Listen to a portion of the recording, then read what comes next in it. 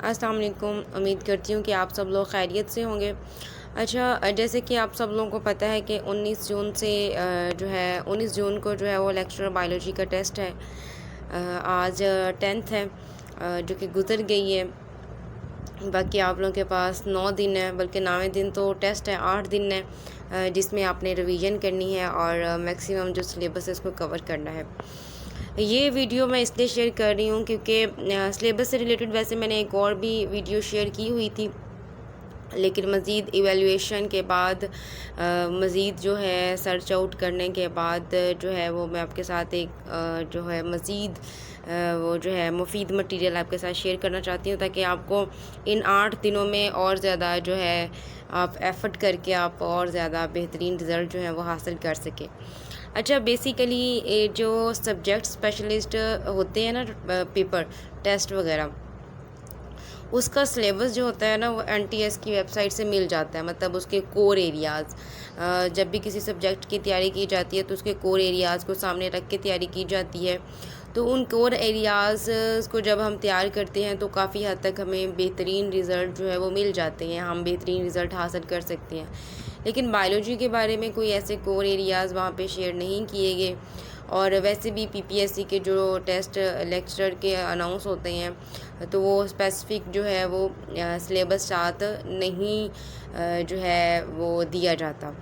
ठीक है, रैंडमली जो है वो करने पड़ते होते हैं। और कुछ स्टूडेंट्स जो हैं जिनकी एसएस है या जिनके मेंटोर्स जो है वो जानते हैं, वो एनटीएस की जो वेबसाइट है वहाँ पे जो कोर एरियाज़ हैं उनके मुताबिक उनकी तैयारी करवा देते हैं। लेकिन बायोलॉजी के साथ मसला ये है कि इसके कोर एरियाज़ जो है वो एनटीएस की वेबसाइट पे नहीं मिले, नहीं पड़े हुए, जिसकी वजह से स्टूडेंट्स को काफ़ी मसला होता है। तो बेसिकली यहाँ पे एक तो कॉमन सेंस भी इस्तेमाल करनी पड़ती है, एंड सेकेंडली कॉमन सेंस के साथ साथ एक्सपीरियंस बहुत मैटर करता है। ठीक है, एक्सपीरियंस, कॉमन सेंस और आपका नॉलेज, ये 3 चीज़ें जो है वो जब होंगी तो आप अच्छा रिज़ल्ट ले सकेंगे। कॉमन सेंस यहाँ पे ये है कि बायोलॉजी है तो ज़ाहिर है बायोलॉजी कल जो साइंसेस है उसमें जो जो चीज़ें आती हैं वो सारी बायोलॉजी में ही आएंगी, इंक्लूड होंगी। ठीक है, फिर देखा जाता है कि जी अब बायोलॉजी में तो तमाम लिविंग ऑर्गेनिजम्स आ रहे हैं, तो फिर किसकी बात की जाए। तो यहाँ पे जो स्पेसिफिकली जो 3 डिवीजन्स हैं ना, मतलब ह्यूमंस हैं, एनिमल्स हैं एंड प्लांट्स हैं। मतलब किंगडम प्लांटी, एनिमेलिया और ह्यूमंस भी किंगडम एनिमेलिया में ही आते हैं। तो अब इन 3 को अपने स्पेसिफिकली तैयार करना है अच्छे से। ठीक है, और इन तीनों में से भी ख़ास तौर पे बायोलॉजी में जब बात करी जाए तो ख़ास तौर पे एडवांस लेवल पे जो बात की जाती है वो ह्यूमंस की बात की जाती है। मतलब ह्यूमंस के जो सिस्टम्स हैं उनको अपने डीपली अच्छे से जो है वो स्टडी करना है। तो ये थोड़ा सा मतलब एक चीज़ आ जाती है। सेकेंडली एक्सपीरियंस, मतलब जिन्होंने पेपर दिया होता है उनको अंदाज़ा होता है कि चीज़ें कहाँ से जो है वो ज़्यादा आ रही होती हैं।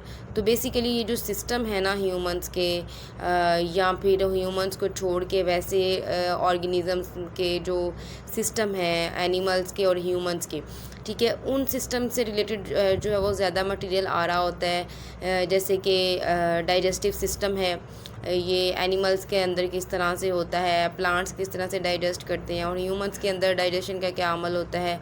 तो मतलब इस तरह से जो है वो आता है। और फिर मैं कह रही हूँ कि ह्यूमंस को ज़्यादा टारगेट किया जाता है। अब यहाँ पे देखें कि बायोलॉजी है, लिविंग ऑर्गेनिज़म है, और हमें पता है कि इसका जो बेसिक यूनिट है वो सेल है। अब सेल से हम इसको स्टार्ट करेंगे। दी सेल, ये जो मैंने लिखे हुए हैं ये चैप्टर्स के नेम लिखे हुए हैं। अच्छा, फिर बुक्स को बड़ा पता किया जाता है कि जो हम कौन सी बुक्स पढ़ें।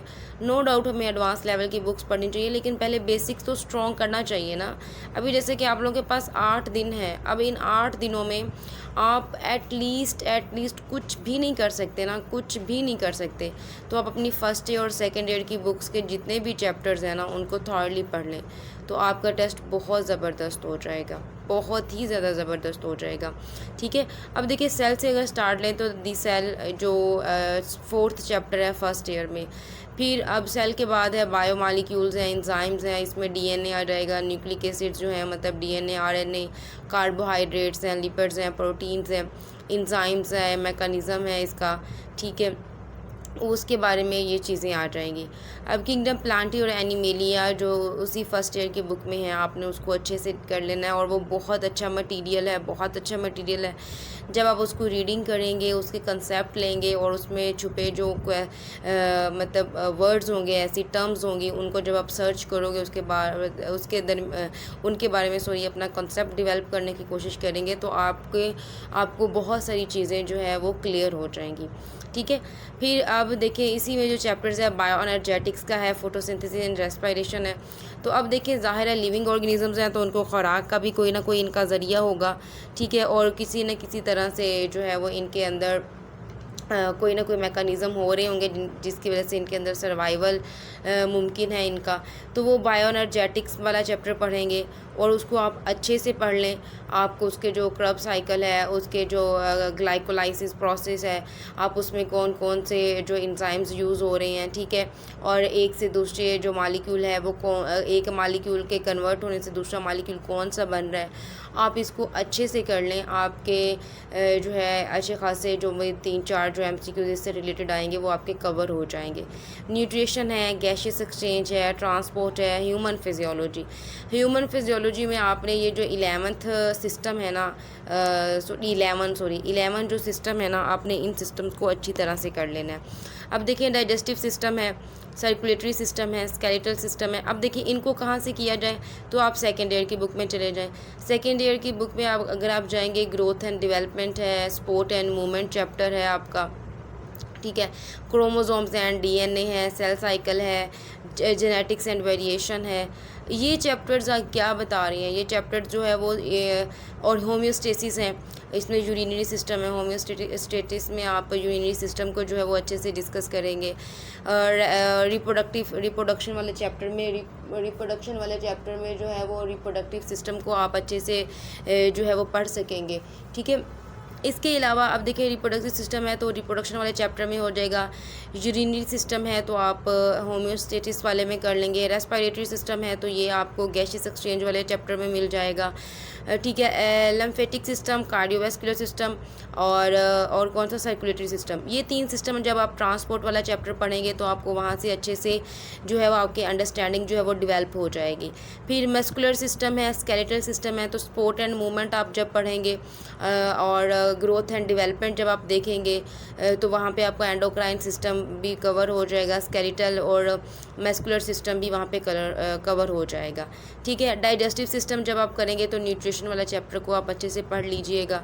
तो यूँ करके आपकी बहुत अच्छी तैयारी हो जाएगी अगर आप first year and second year दोनों बुक्स को अच्छे से कर लेते हैं।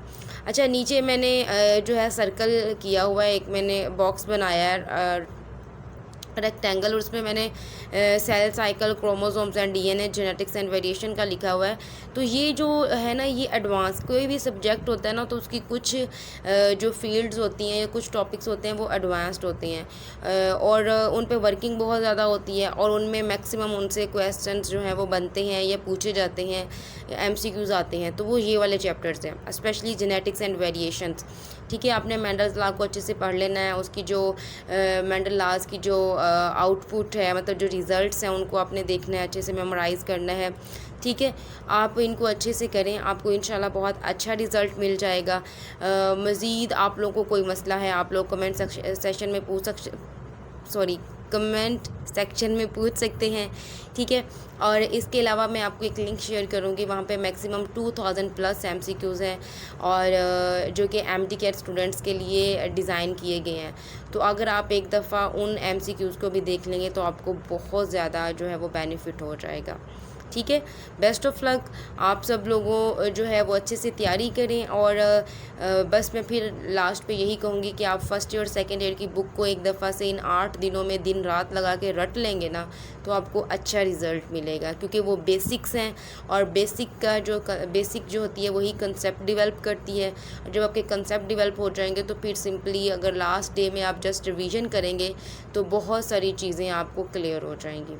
Thank you so much.